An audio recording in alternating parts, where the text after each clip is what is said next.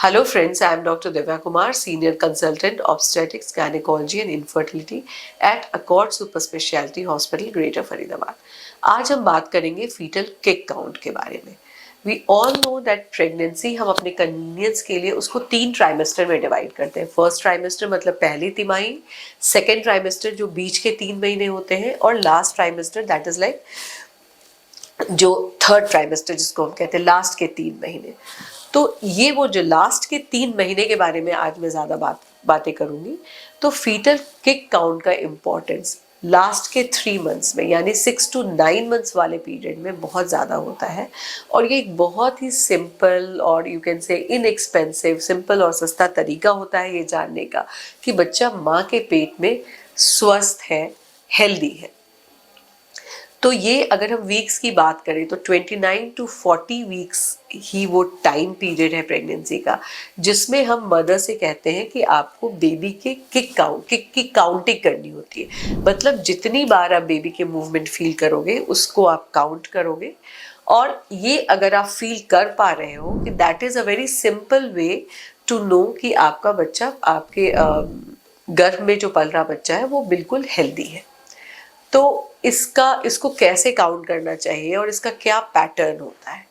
तो बेबी जब माँ के पेट में होता है या गर्भ में होता है तो उस टाइम भी उसका एक एक्टिविटी और एक रेस्ट का साइकिल होता है। अगर बेबी 40 मिनट्स लगभग एक्टिव होता है तो it is always most of the time it is followed by a 20 minutes rest period. तो ये वो टाइम होगा जब शायद माँ को फीटल किक नहीं फील होगा, क्योंकि ये बेबी का रेस्ट पीरियड होता है।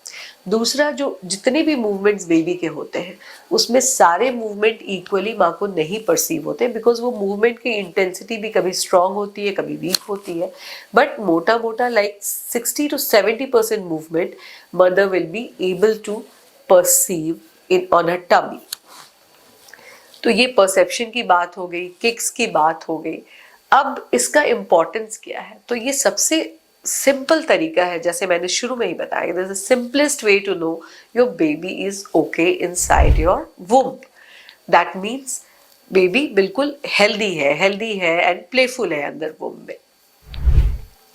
तो अगर हम काउंट की बात करें तो इसका बहुत ही सिंपल रूल ऑफ 10 होता है, जिसमें हम कहते हैं कि जब आप अवेक हो and like in a 10 hours duration you should be able to perceive at least 10 babies movement।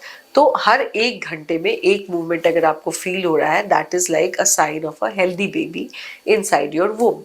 तो ये रूल ऑफ 10 एक बहुत सिंपल होता है। दूसरा एक तरीका होता है कि अगर आप पूरे टाइम मॉनिटर नहीं कर सकते हो, then after every meals if you are able to perceive 3 to 4 movements then also it is okay. तो ये एक दूसरा तरीका होता है कि पूरे दिन, कई बार होता है कि कई जो मदर्स होती है, स्पेशली जो फर्स्ट टाइम मदर्स होती है, बहुत एंशियस हो जाती है कि हमें काउंट करना है and they will not take rest, mentally भी बहुत स्ट्रेस्ड हो जाती है।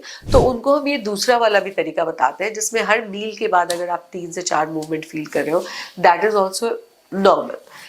तीसरी बात कि मूवमेंट के लिए आपको बहुत स्ट्रेस्ड तब नहीं होना चाहिए जब आपने डे टाइम में सारा फील कर लिया। तो ऐसा नहीं है कि रात में उठ के आप हर थोड़ी देर पे आप अपनी नींद को डिस्टर्ब करके आप मूवमेंट फील करने की कोशिश कर रहे हो।